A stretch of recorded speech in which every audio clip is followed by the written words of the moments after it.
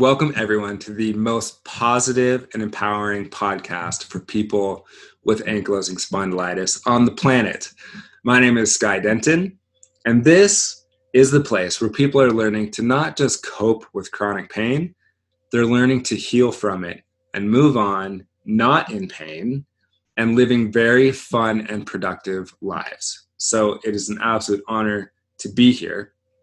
Today, myself, Denton, and Peter Winslow, we talk about some really fun things. To preface this podcast, I want to give you just a couple things to think about. One, I want you to think about the importance of celebration in your life. I want you to think about something that you can celebrate.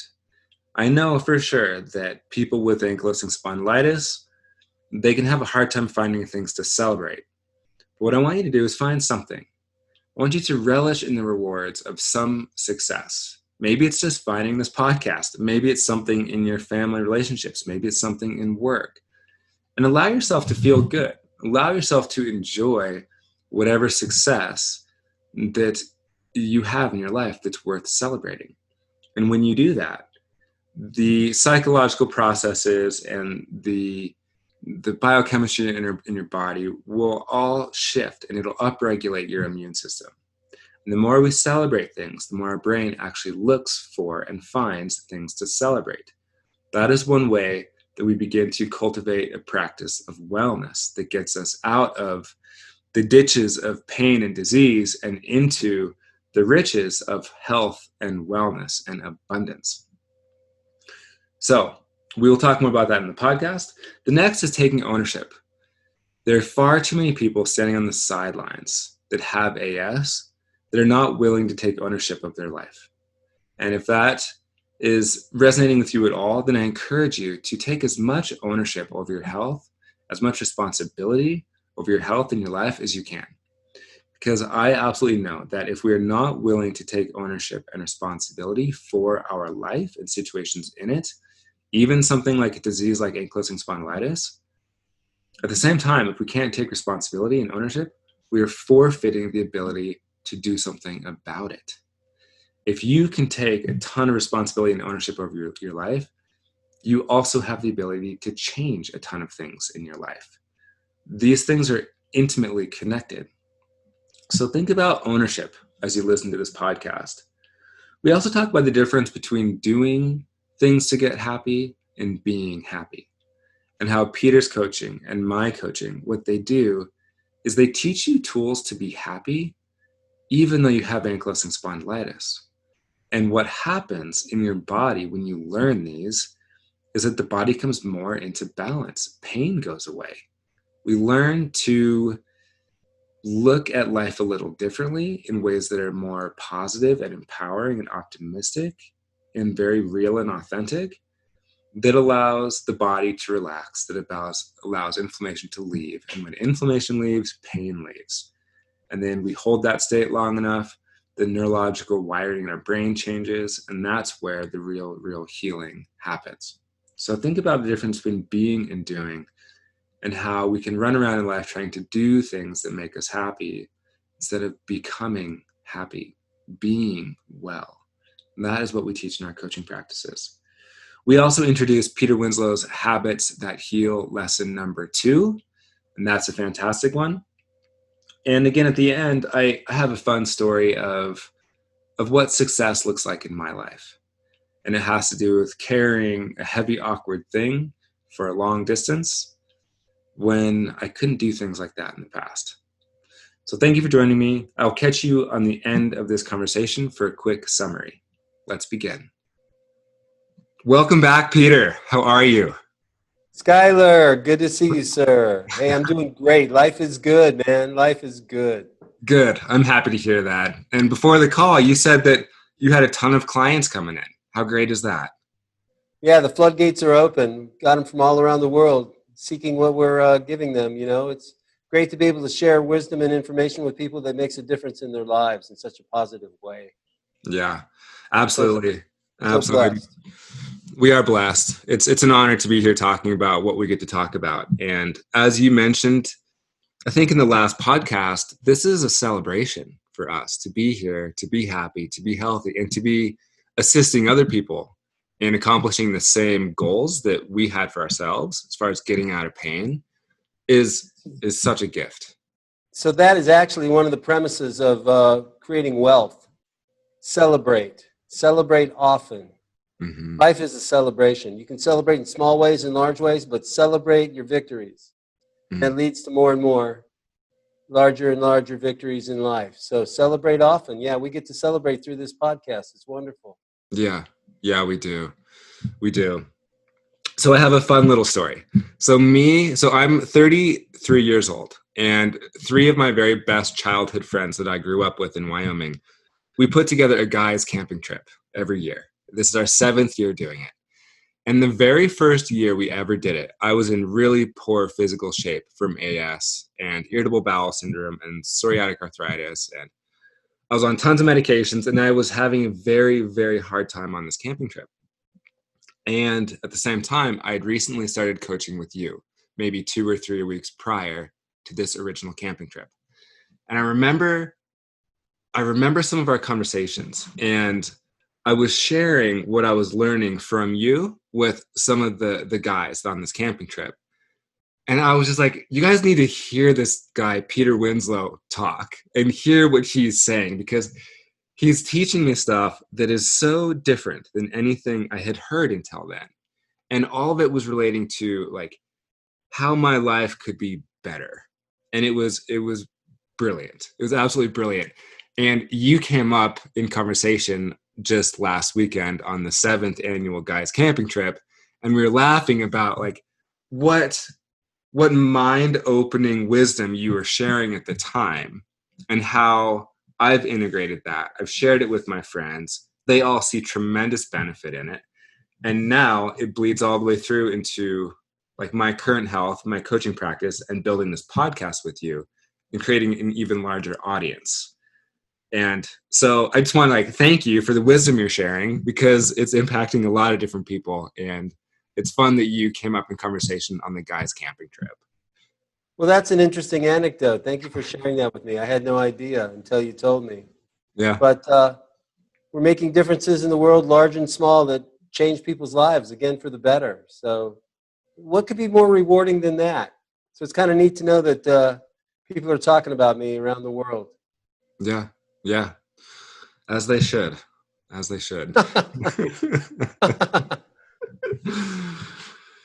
So we talk about a celebration, and how you just said one of the important things in life is to celebrate.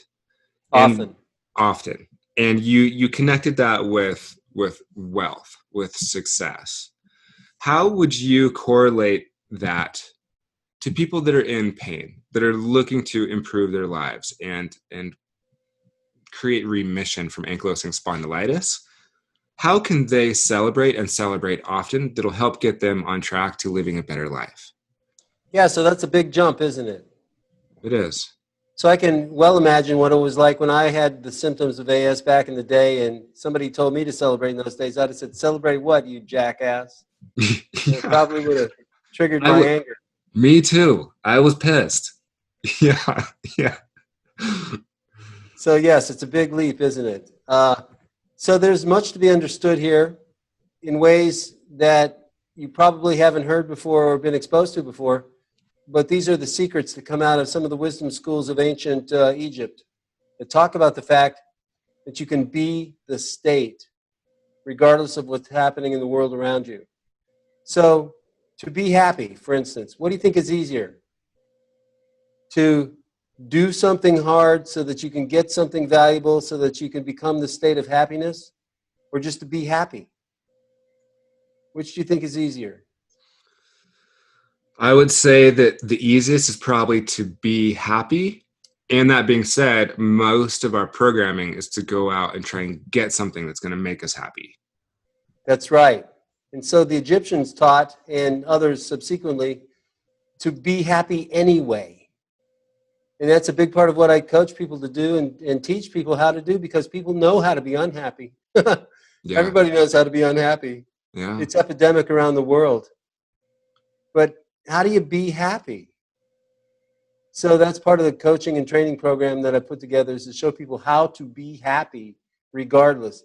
And then that changes things, because as you believe, so you receive. And as you think, so you get, and the body follows the mind and all the rest of it that you're aware of. So yeah, that's where I would start, with somebody who's in a lot of pain and low tolerance for energy, and feeling depressed and so forth and so on. Teach them how to be something instead of how to try to go get something. Okay, so when a client signs up with you, for example, and they're in a lot of pain, they don't want to be in pain anymore. They're being in pain. Agreed. And That's what they're being. And so what changes when they start being happy? Like I mean, that's kind of a simple answer, like, oh, they just get happy. But beyond that, what changes in their body? What changes in their relationships? What changes in the rest of their life when they learn to stop chasing something that's going to make them happy, they think, versus becoming happy? The first thing that changes is brain chemistry. So the neuropeptides and neurotransmitters of the brain change their expression. So when you're happy, you feel the feel-good hormones, and that cascades down from the brain through the body and makes changes to the body that feel better. So you can actually, it's proven fact that if you smile a lot, you'll feel better. Yeah. Because you're changing the neurotransmitters and the peptides in the brain that respond to your body-mind complex. So that's the first thing that changes. Second thing that changes is your external world. So your relationships, your career, your health, your outward health, and your pastimes, your habits, all that stuff changes based on a thought. So most people's thoughts are working against them, and they don't even know it. And that's one of the things I train people in the AS Recovery Challenge group coaching program, is how to make those changes effortlessly so that it changes everything in the body. And people are amazed. They're blown away what it feels like when they're not unhappy anymore. Mm-hmm. It feels like to be joyous and loving and giving and blessed and grateful and all that. That changes the chemistry in the brain. Yeah. Okay. That's the first thing to do. Yeah. So thinking about the times when I was in a tremendous amount of pain, it was really hard to hear something like, oh, just be happy. Celebrate. Right. Right. So, and now I get it. And what you're talking about with the neural chemistry in the brain and everything.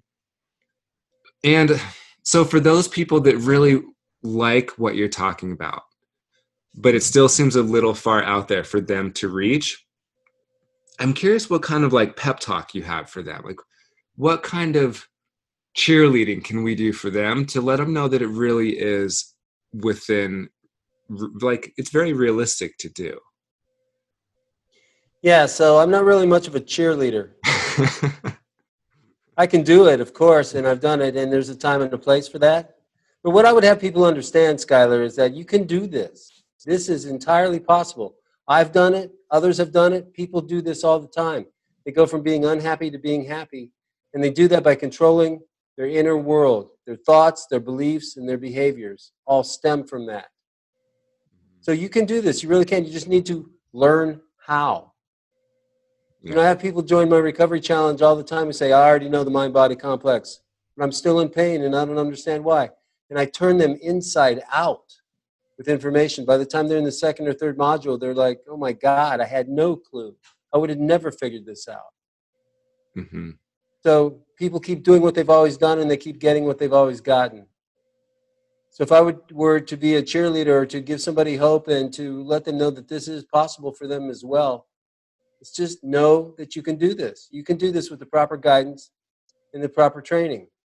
I had to take it. Of course, it took me 10 years to overcome my AS symptoms because I didn't have a coach, and there was no books written on the subject in those days. So I had experiences in life that taught me what was really important to me in life, like a near-death experience, of which I've had two, where I learned that there's more than I thought. And in fact, thinking isn't who I am. I'm the one who hears the thinker. I'm the one who witnesses those thoughts in my mind. And that's a big concept for people to swallow because they're thinking about thinking and trying not to think and trying to think positively. Thinking positively doesn't work, does it? I can sit here and think all day long, I am a bird, I can fly, I am a bird, I can fly, and be as positive as I want to be about all that, and it's never going to happen. So Yeah. just thinking positively is not enough. We need to learn how to think positively, but what we need to do mostly is learn how to be happy. Yeah. Yeah. And there are very specific coaching tools for that. I can really vouch for what you said about people coming in thinking they understand the mind-body connection. I was the same way. And then you turn them inside out with all kinds of new information. And that's exactly what happened to me. That's what we were laughing about on the guy's camping trip, was basically me being like turned inside out with an entirely new way of thinking about life and of health. Right, indeed. Yeah. Worked fast, didn't it? Totally. Yeah. Yeah. All right. Well, that wasn't too bad at cheerleading. I know that after AS, you became a bodybuilder, and I did see some photos of that, but I never saw you bodybuilding with pom-poms in your hands. I had other buddies who did stuff like that. I'll leave the cheerleading to Tony Robbins. He's good at that. He's very good. Yeah, he is good at that. Yeah, you have a very specific coaching model that it's a transformational practice that you do. There's no doubt. The Winslow way. Yeah. Yeah. Okay. So you are willing to share some really awesome information on this podcast, and I'm very grateful. 2 episodes ago, you shared the very first Winslow Habits That Heal. Apparently you have a number of these, and you're willing to share the second one today. Is that correct? Yeah, I've got a couple dozen habits that heal that if people understood and practiced would change their life rapidly and for the better. So yeah, we went to number 1 last time I was with you, or the time before that. Mm-hmm. We can go to number 2 today if you want. Yeah, I'd like to. People were really interested. The feedback on that was awesome, and I know that people would love to know what the next one is. Do you want me to share it, or do you have it there? I have it in front of me here. So you say, Winslow's Habits That Heal, lesson number 2. Stop fighting and start building. Says it all, doesn't it? And I'd love for you to elaborate. So stop fighting what you don't want, because that's giving attention and energy and your personal power to what you don't want, which makes it loom larger in your life. And start building what you do want. Let go of what no longer serves you. You don't have to fix anything. You don't have to go back and find out why this happened to you and do all the analysis to figure out whose fault it was and how you got this way and what the genetics are and why you have to experience what you're experiencing. You got plenty more room in your brain to let all that stuff go and focus on what you do like. Focus on what really lights you up, Skylar. Focus on what turns you on. See how that changes the brain chemistry. See how that changes your life. And you'll notice results immediately and rapidly going forward. Mm-hmm. So stop fighting what you don't want. That's what everybody's doing. They're fighting illness, fighting disease. Fight, fight, fight, fight. That's the first counterintuitive principle that I've learned and taught others. Stop fighting. Stop putting all your energy against something that you don't want, and start putting all your energy into what you do want. Learn to be happy. Learn to be healthy. Learn to act like a healthy person acts. And put your attention to that. So there's a quote from Socrates in that Habits That Heal, right? Yeah, and the quote is, "The secret of change is to focus all of your energy, not on fighting the old, but on building the new." That's the secret of change. Yeah. Successful change.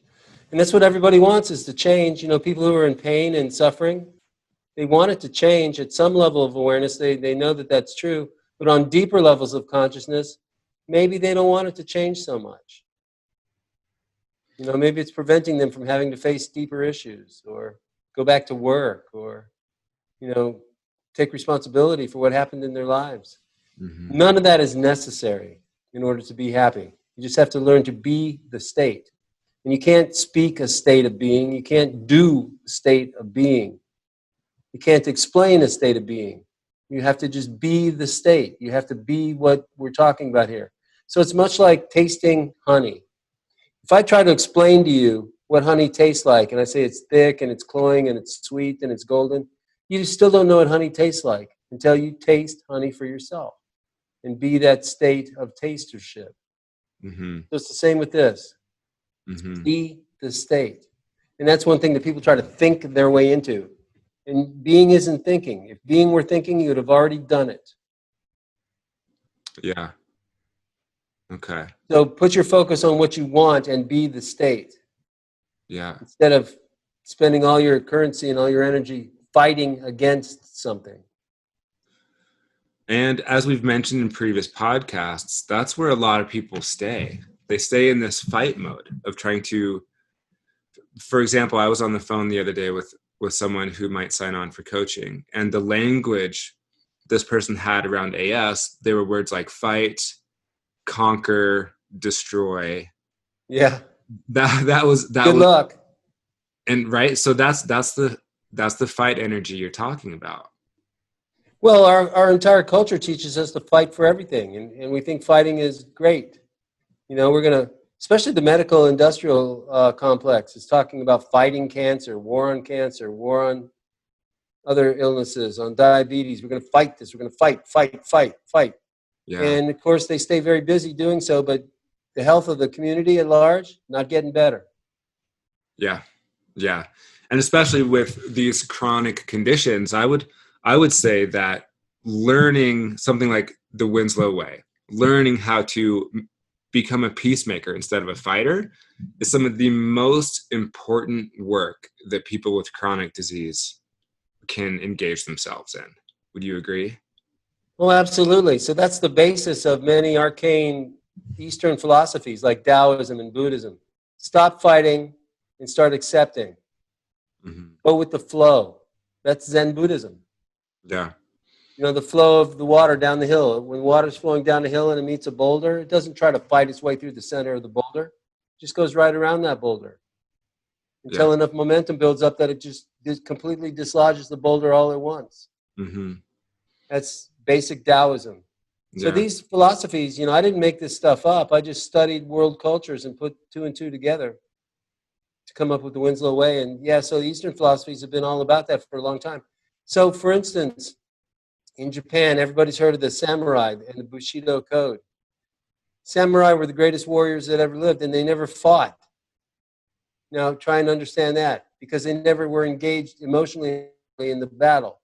If in the Bushido code, if the samurai was feeling a personal vendetta or an anger against his opponent or his enemy, he had to stop the battle. He had to leave the field of battle until he could get his emotions balanced and go back in without any animosity. So they were literally protecting the shogunate and ultimately the shogun through nonviolence and just being. Japanese also came up with ninja technology and all the studies that they do with energy and the movement of flow of currency and so forth and so on.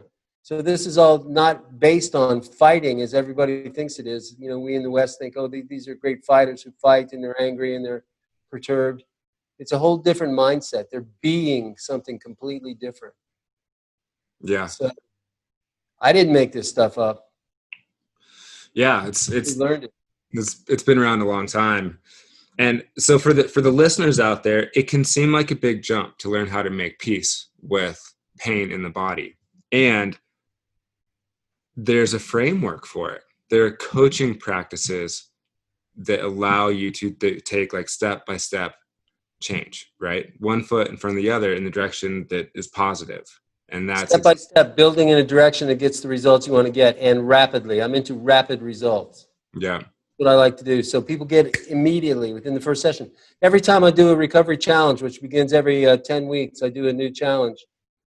Everybody in that challenge gets immediate results, and one or two of them from the very first session are completely out of pain from the very first session, because we've turned on a light somewhere within their consciousness.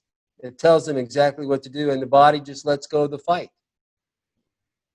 Then, of course, they have to follow through with the teachings to rewire the brain and neuroplasticity to make those changes stick. in the brain, and they don't understand how to do that until they study what's going on there with neuroplasticity. Yeah. So yeah, most people are trying to do it by themselves, and good luck to them. I feel for them. I hope that they get the results they want and have great success. And yet most of the people who come to me, they've been fighting it for years. You've been fighting it for what, 6 years? I'd been fighting it for a while. Yeah, not quite 6 years, but Okay, somewhere you've been fighting it for a while before you found the process of reversing the cause and repairing the damage. exactly. Yeah. And again, there's a specific process to it, and that's what I really want people to understand. Yes. Yeah. Okay. So we've talked a fair amount about the stop fighting, and we recognize that when the body stops fighting, then the inflammation goes away. That's Now, right. now we transition into start building. And like Socrates says, the secret of change is to focus all your energy on building the new. So can you talk about that just a little bit? Well, much must be understood. There's a lot to learn with building the new. But basically, it begins again with what you're being. Learn how to be what you'd like to experience. Be the change you want to see in your life. Be the change in the world. That's where you begin. And then everything else reveals itself, shows up in a timely manner, and you take your cues accordingly. So that's where it really begins. And we've been talking a lot about that too. I talk a lot about that, and I write about that in my books because it's one of the hardest concepts for the Western mind to grasp. It's how to be something. They don't recognize being and doing are two different things.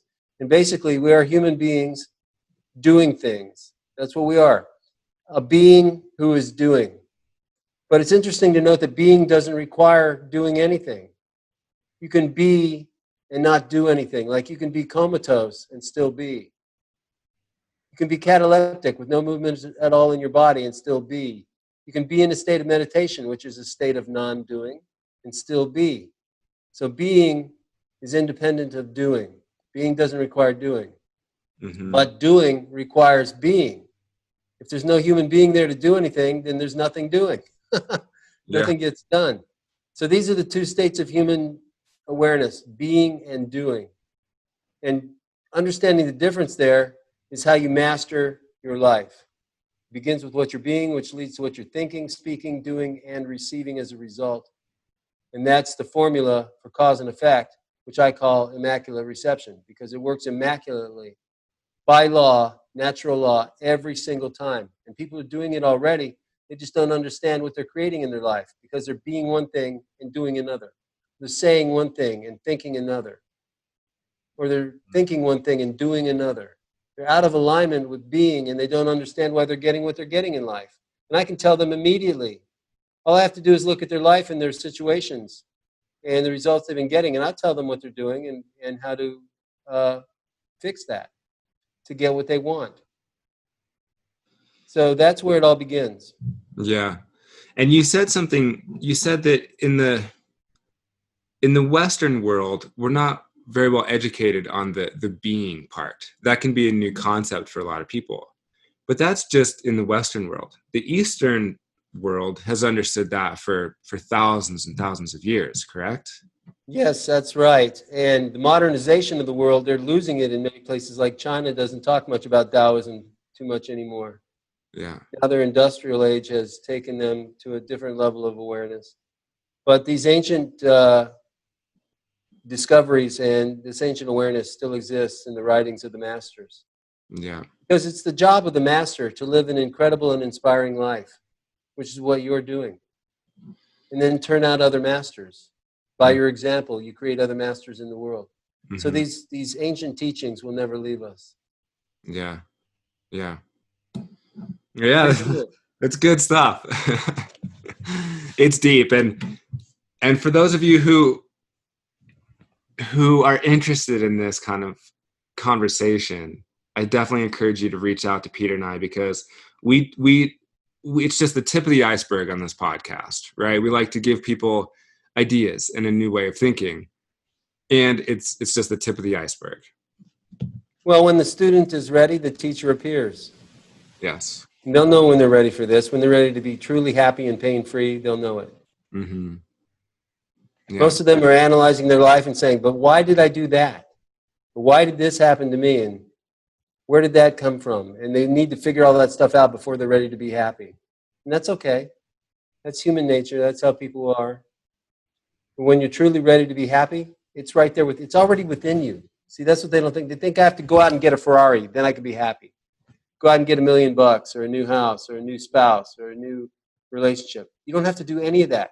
In fact, if you're happy first, it makes it a whole lot easier to get a new spouse and a new career and a new all the rest of it. If you're happy, then you can navigate those things much more readily and easily than you could otherwise.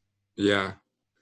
One thing, totally, it's brilliant. And one thing I love about this way of thinking, this wisdom, is that, so for example, people with AS, a lot of them are waiting for third-party intervention, for a doctor to administer a drug or someone to find a cure. And it leaves them in pain and feeling like they can't do anything and twiddling their thumbs and wasting their life away because they don't think they can do anything, or they're choosing not to do something. Whereas, like in my coaching with you, one thing that was so liberating about it is you completely flipped all of that. And you gave me a tremendous amount of responsibility for my health and ownership over my health, which was really the antithesis of a lot of what I was being told by doctors.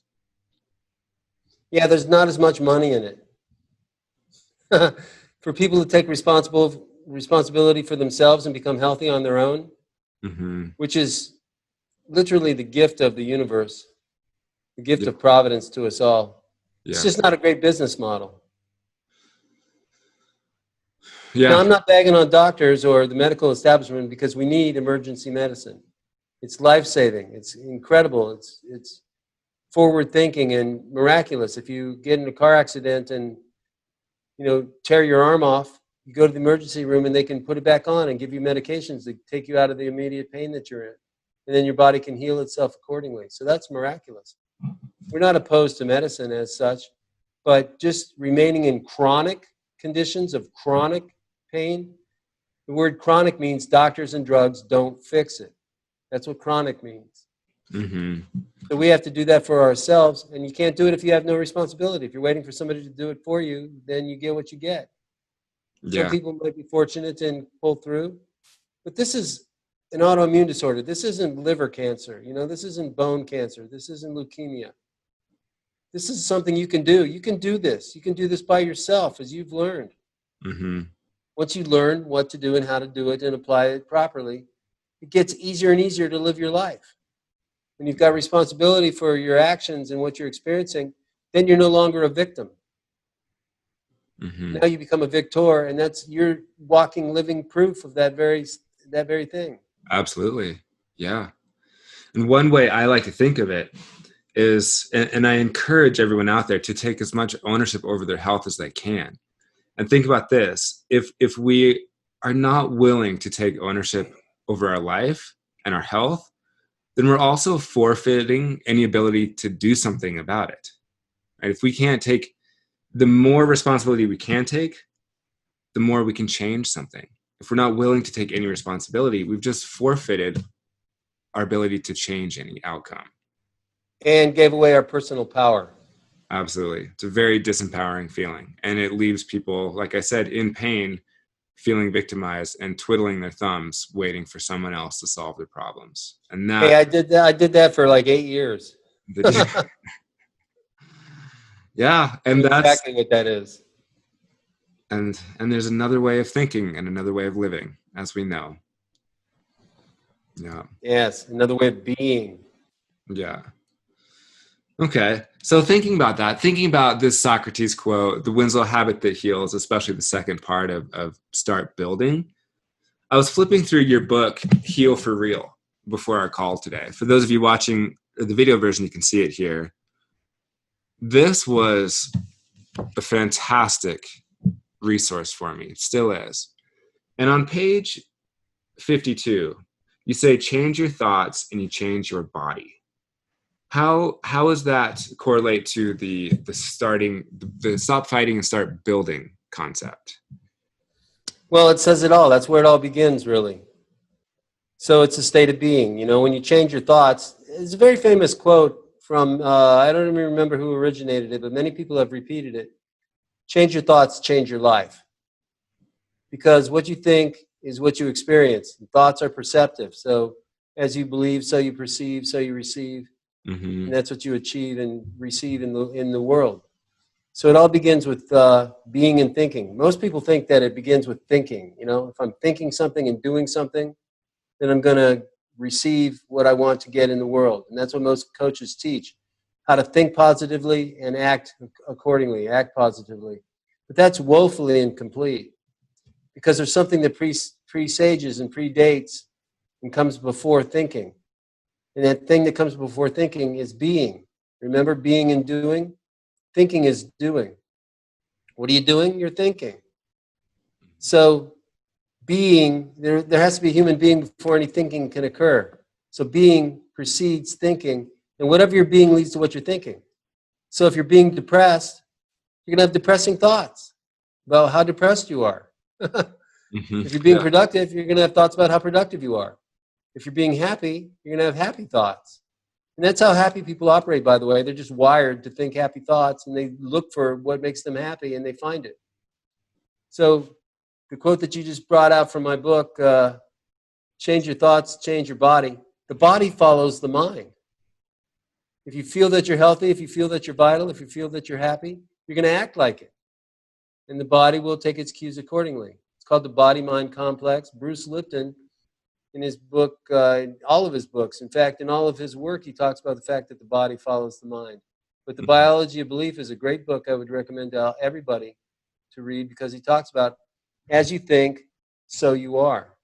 Your body acts accordingly. So if you have all kinds of disempowering, victimized thoughts, your body takes its cues from that inner state of being and acts them out and creates them in your life accordingly.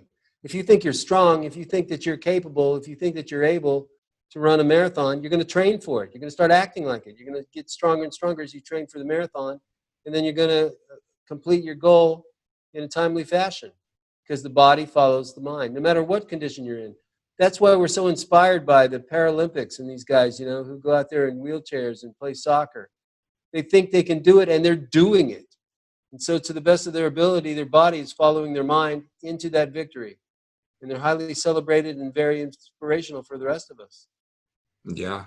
That's an example of how the body follows the mind. Yeah. And Yeah. it's true in every case. I explain all that stuff in the books, by the way. I mean, there are pages and pages and pages of how that works. Yeah.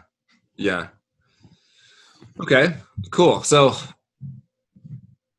for someone who's listening to this and they're like, okay, this being concept is pretty new to me. Like I have AS and I want to understand more of what I'm being. What are some maybe like markers to look for or something that's maybe like a red flag of what they don't want to be being that they might notice themselves being versus something that's more positive? So there are two questions to ask yourself to know what you're being in any given moment. And the red flags, as soon as you see those red flags, just act accordingly, let them go. Don't attach to them by trying to push them away or, you know, get rid of them or fight with them in any way. Just let it go, let it be, and focus again on what you're building. So to know what you're being in any given moment, this is one of the secrets of my coaching, and I'll divulge it now since you've asked. You ask yourself two questions, and the answer to these two questions will tell you what you're being in any given moment, any time in your life. If you want to know what you're being, ask yourself two questions and answer it honestly. The first question, who am I? The second question, what am I feeling right now? And that will tell you what you're being at any given moment. So Yeah. the who am I question is answered with, you know, I am a victim, or I am a person with AS, or I am a brilliant, brilliant man, or I'm a fantastic partner, or I'm a riverboat captain, or, you know, whatever your I am is, will tell you what you're being in that moment. And what am I feeling right now ratifies that in the body. I'm feeling powerful right now. I'm feeling helpful and useful right now. That's what I'm being. I'm being a coach. I'm being useful and helpful right now. That's what I feel and it's what I'm doing. Mm-hmm. That's who I am in this moment. Mm-hmm. Good Does that question. help?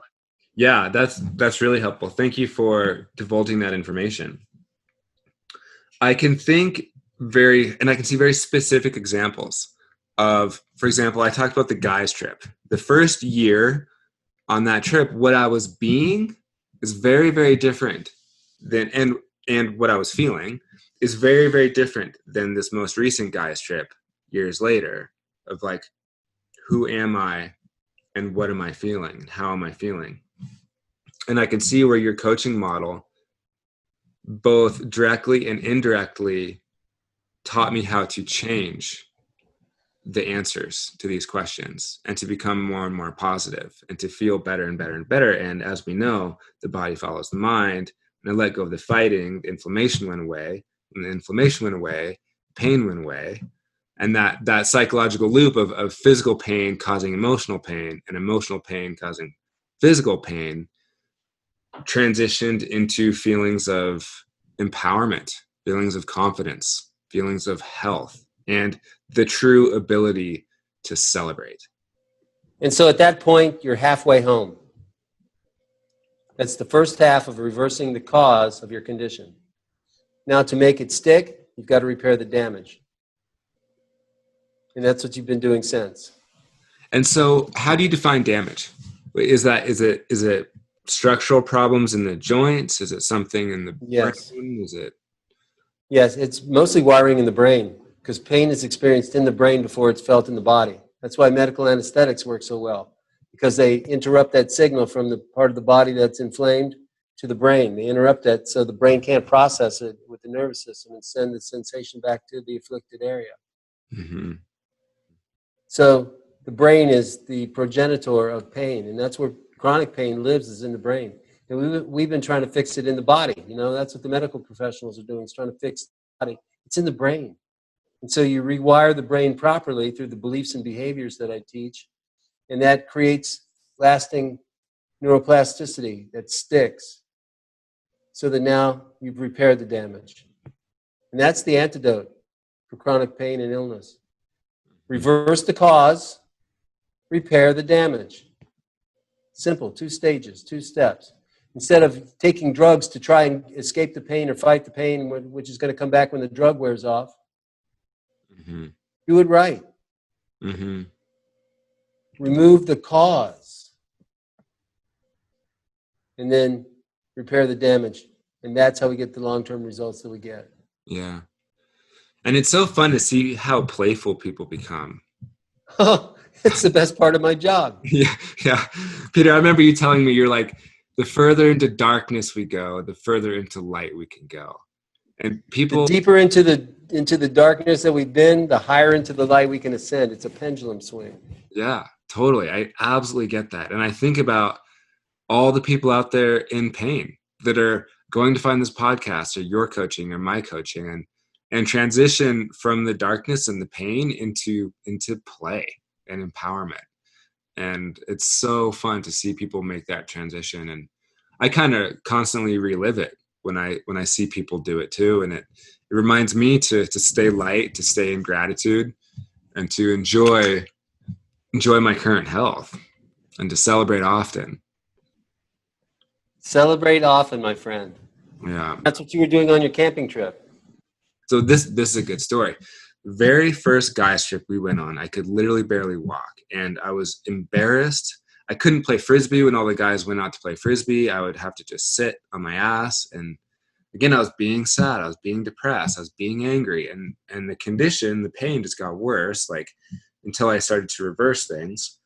And now, flash forward to today, we carried a 90-pound canoe 1.5 miles up, about 500 or more vertical feet, through the woods on rocks and stepping over sticks. And I was the strongest one in the group. I carried the canoe by myself far further than anyone else.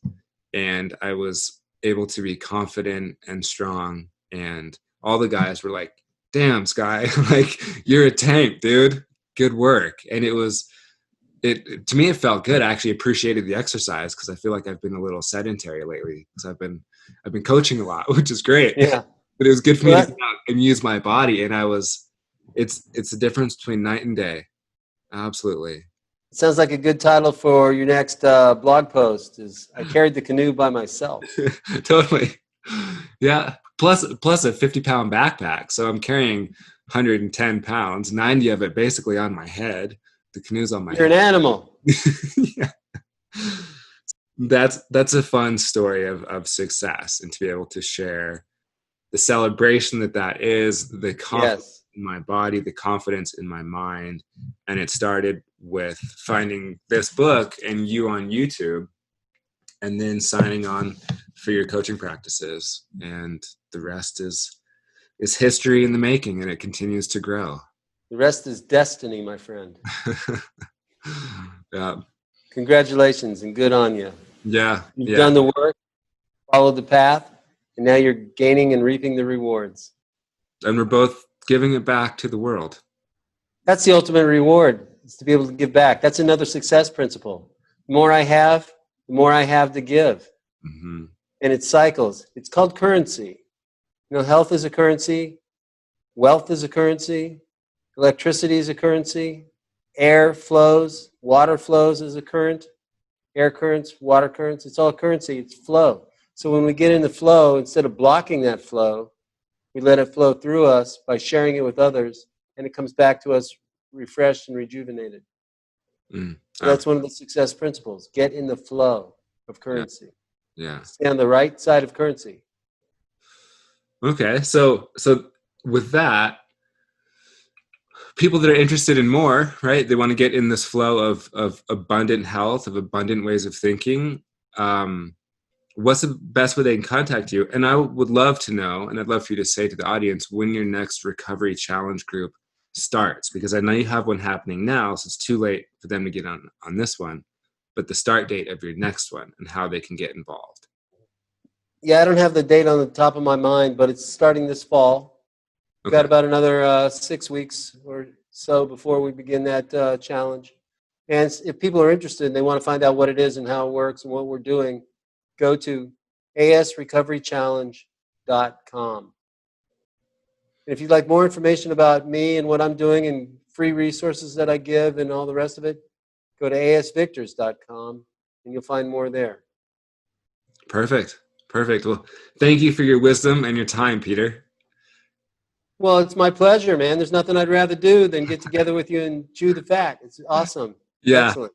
Yeah, these podcasts are fun. I've absolutely loved watching the audience numbers grow. More and more downloads every time I post one, and more positive feedback. And I really congratulate everyone that's been getting on board, signing on for coaching, because their lives are getting better and better and better. And we get to sit here and share what we know, and we've worked for it. So it's a good place to be. It's a fine way to live a life, my friend. Yeah. Congratulations on your good work and sharing it with the world. Thank you. You as well. And if you're willing, I would love to have you back here for the next show. I think we could work that out. Cool. Thank you, Peter. See ya. Bye-bye. Okay. All right. What a fun show. One thing I love about having Peter on the show is I don't have to create a bunch of content. My original plan for the show was I kind of thought it was going to be a monologue, and I would be telling you guys the things I thought you needed to know. And it's been really fun to have Peter on it, to just hear our dialogue and how it kind of shifts, and we inject it with positivity and life experiences and knowledge and wisdom and some tools. And I think that it really gives you guys a good understanding of what's possible. One thing that's really neat is not only do people reduce their pain and get healthier, they create friends in that time period as well. And you can hear that with Peter and I. We've become friends. When we have a like experience, we get to share that with someone, especially something as meaningful as reclaiming our lives from ankylosing spondylitis. It creates a network of friendships all over the place. My network of friends right now is global. That's something I'm really, really grateful for. So in thinking of celebration, that's something that I could certainly celebrate. Because when I think of some of the people that are the closest to me, that I really look up to, even though they might be in a different country, it's people that have healed from AS.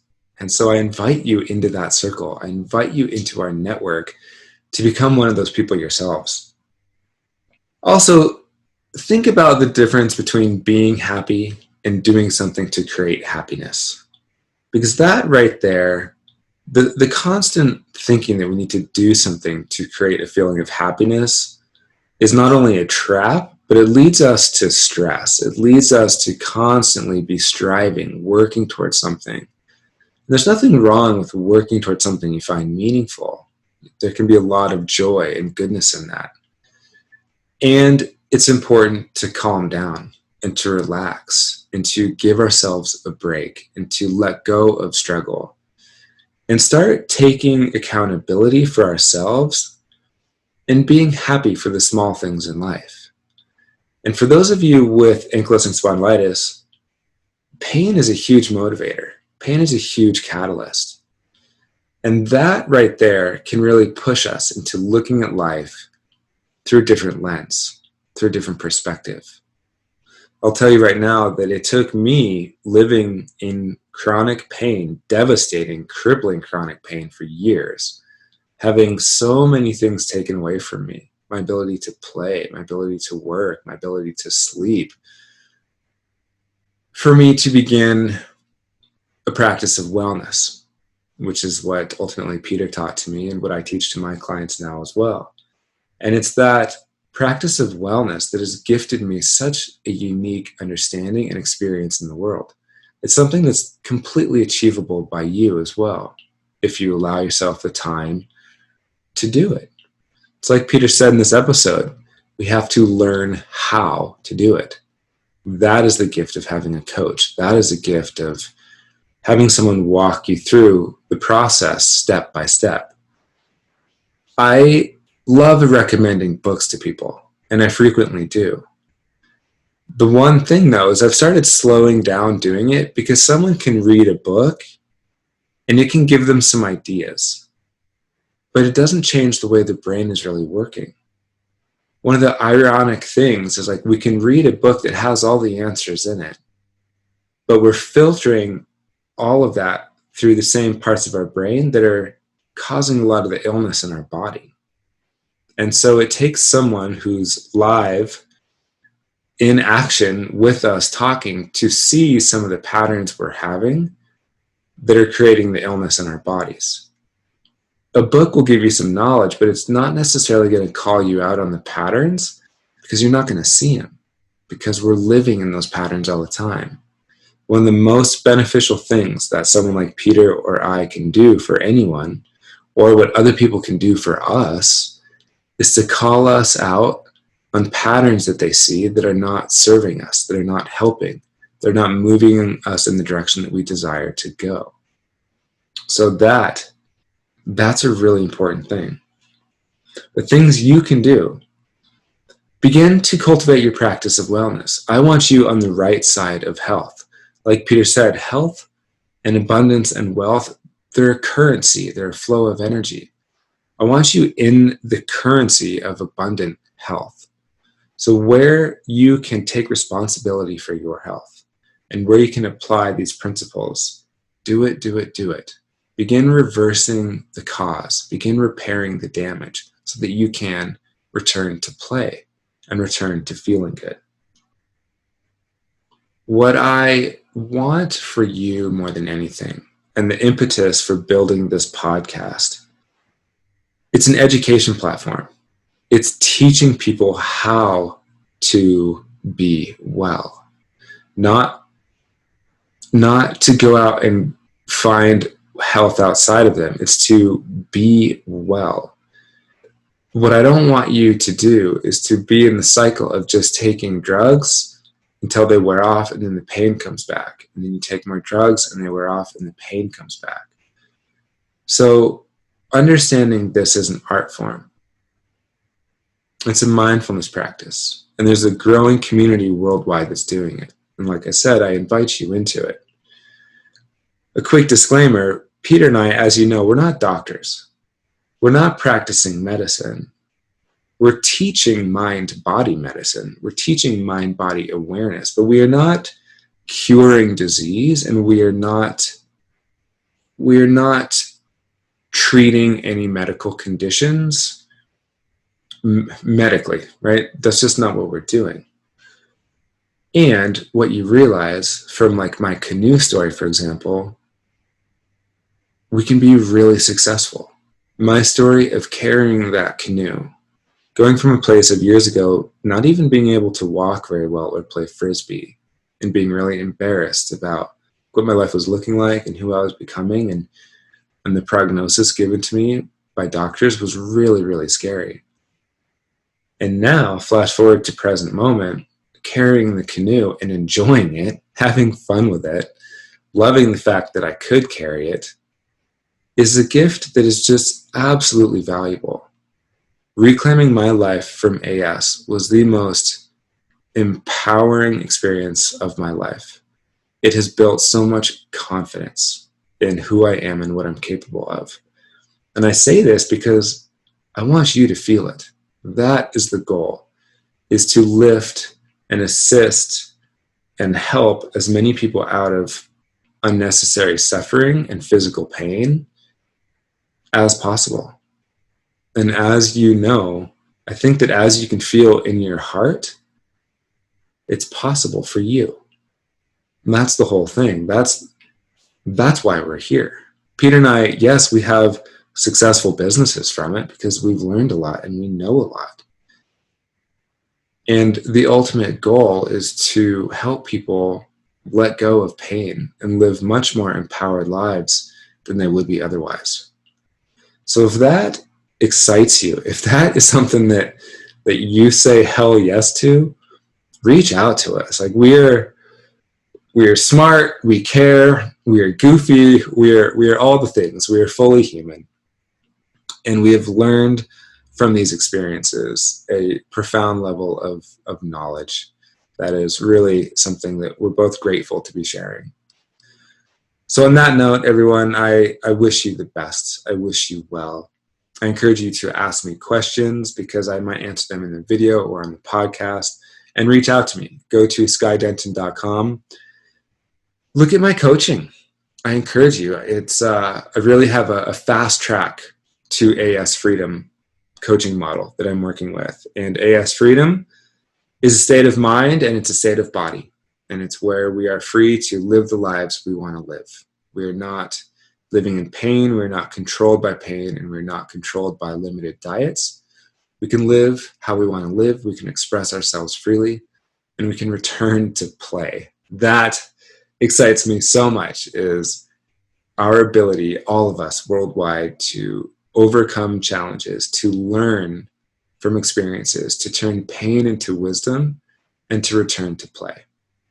So if I can assist you with any of that, I would be honored in doing so.